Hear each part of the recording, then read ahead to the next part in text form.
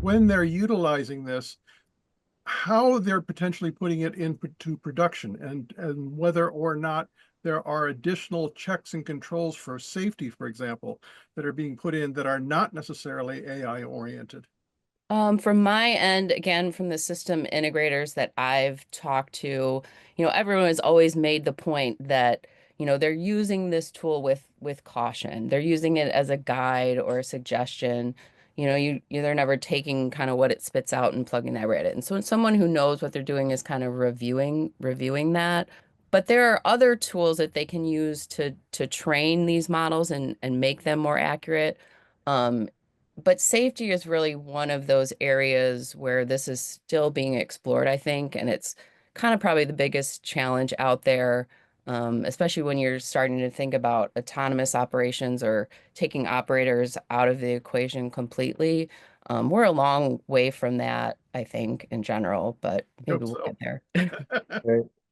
Yeah, I don't see anybody letting AI any kind of AI bot or chat design a control loop anytime soon. However, going back, on that data point, though, that it's a good knowledge transfer. That's one of the things I think in our sector that everybody is really, that's the low-hanging fruit you're talking about jumping on.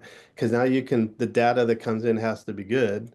And Mhm. that data comes from the people who are currently working in the industry, and then it gets in there. So now you have future people coming in, and they can actually ask the question and get the summary and get from the data. You could potentially have literature and training manuals and training processes, and then you can go into the maintenance side, like this is how you fix that. This is what the problem, things of that nature. But trusting it to just solve all safety problems. I don't think anybody's got that on their radar at this point. Yeah, Yeah, well, yeah, I know I've actually played with it from a programming aspect, yeah. and I found it both enlightening and frustrating because while it was able to point me in certain directions, give me some examples, they were oftentimes extremely basic. And if I tried to get it to do something much more advanced, it oftentimes went off on a tangent and gave me something that was completely worthless. Mhm. Advantage is that I knew what I was going to be doing, and I had a good background in that area, so I could easily recognize where there was a problem. I'm not sure if that's necessarily the case in the field. For example, Rihanna, how many mechanical engineers are, adept at looking at what these LLMs are going to be kicking out? They're not really, and this is why I think there's a real interest in and the popularity that we see, I don't want to say hype because it's not the right word, but I think the elevation of base models that can be used as plugins that we're seeing. So I was referring to universal robots. If I can go through one example of how they use their partnership with NVIDIA, for example.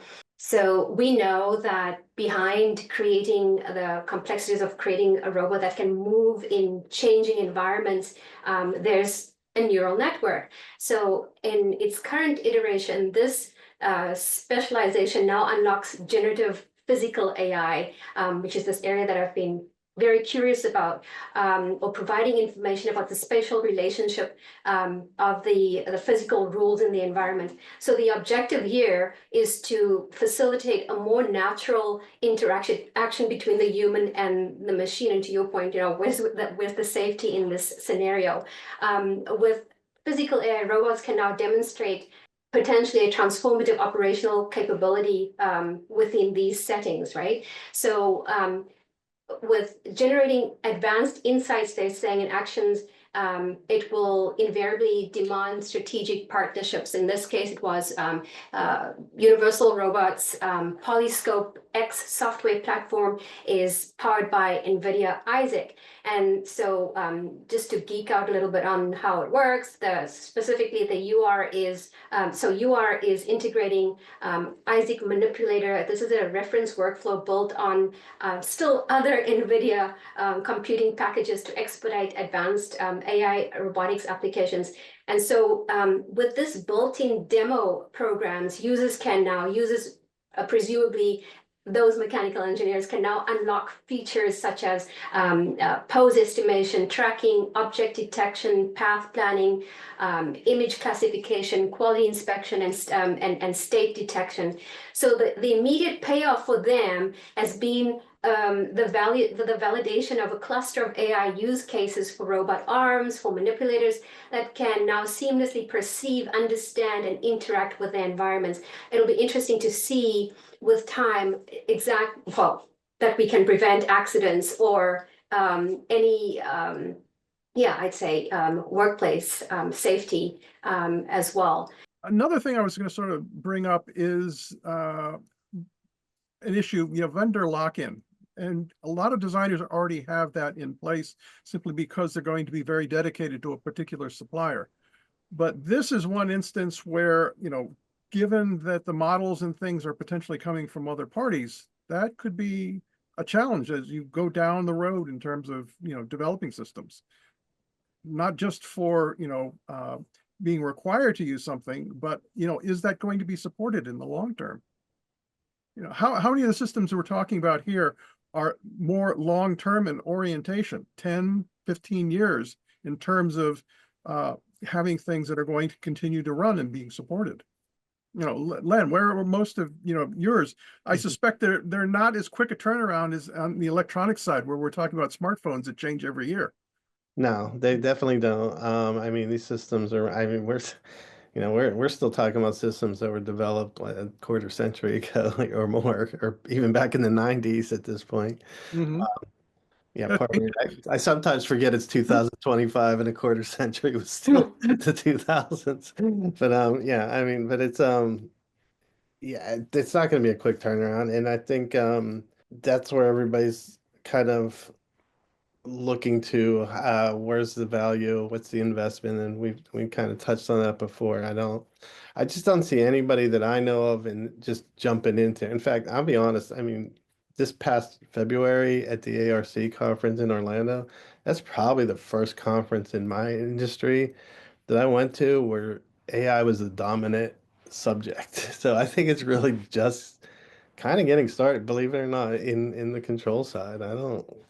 Well, I'd be curious to see if anybody knows where and how AI is being incorporated into the system, because we sort of had this same kind of discussion when IoT was big, back in 2000. IoT was nice if you had the sensors. In many cases, you didn't necessarily have that.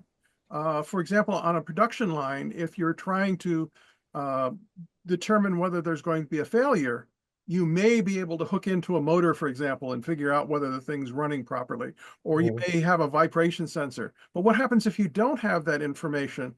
You may have to add that, and then you have to figure out how is it going to incorporate into your training and everything else. It could be a significant challenge. 100%. That's exactly, unlike what your experience might have been then, for me, this past 2 months has been, it's AI everywhere. Where can we find the next use case? But the thrust of it all is really still, to your point, Bill, is in R&D. They're trying to validate those use cases and to bring those to market. I've seen some interesting ones, and I've already used the UR example, and they showed me multiple, very exciting. I've seen it in CNC machining. The possibilities are endless in programming what certain graphics that you want to have incorporated, or you want. And I've seen in Taiwan, also in CNC machining, very big there with machinery examples, because they too wanted to elevate smart manufacturing and elevate artificial intelligence as part of their growth in the industry. So I've seen a few use cases with big cases with CNC machining there. At Hannover Messe, there wasn't. I don't think there were. I'd say there were more AI use cases, or what they want to put forward as use cases. Everybody had to showcase. To be part of a certain hall, you had to have at least some kind of AI application to showcase. So, from the Altairs, from your backups, from your Bosches, to Google Cloud, SAPs, they all had something that was presented through AI-driven solutions. The other thing I wanted to say about that was, I already talked about Siemens and their win on the Copilot, but I also saw to the R&D side of things, some forward-looking breakthrough solutions. So one of which was in the pharmaceutical industry, focusing on the integration of digital twins and AI in pharmaceutical production. And one story that I plan on working on in the coming weeks in this realm, in medical devices, is a story about how technologies are combined with additive manufacturing. Again, digital design to enable the creation of custom medications tailored to individual patient needs. What's fascinating about their research there is that, whereas a medication can take through clinical trials 20 years to come to market, now with AI simulations, they're able to figure out how to do it in half that time. So while they're not there yet, and this research again leads back to Siemens. I was on a tour, and so I got a bunch of use cases to look at. While they're still far off, I think that there is tremendous potential, particularly for those. And again, I think it comes back to affordability and how much can you integrate? How big is your company? Why don't we see about wrapping up now, and maybe everybody give us a little tip or a direction or something that we should be keeping an eye on from an AI standpoint in your particular area. So Anna, why don't you start off?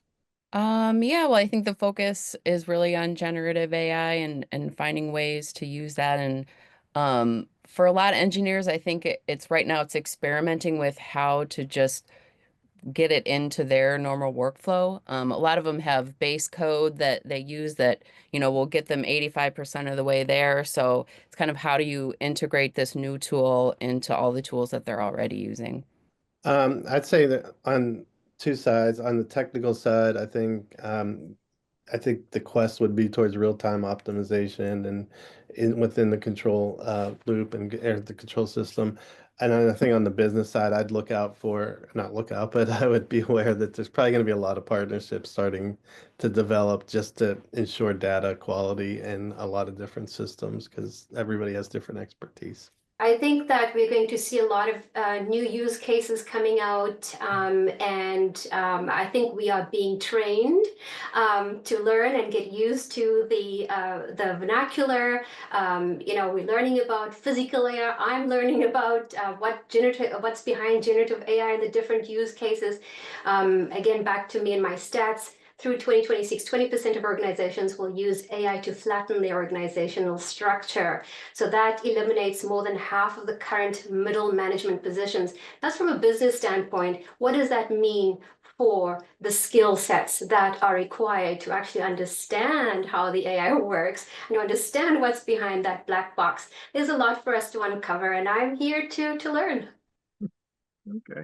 Well, my recommendation would be try to learn as much as you can about the various options because it's not all one type of thing. The better you have in terms of an understanding of what you can get and how it works, the better you can choose which one's going to be viable for a particular part in your application. So thanks, everybody. We'll talk again soon. Thanks. Thanks. Thank you.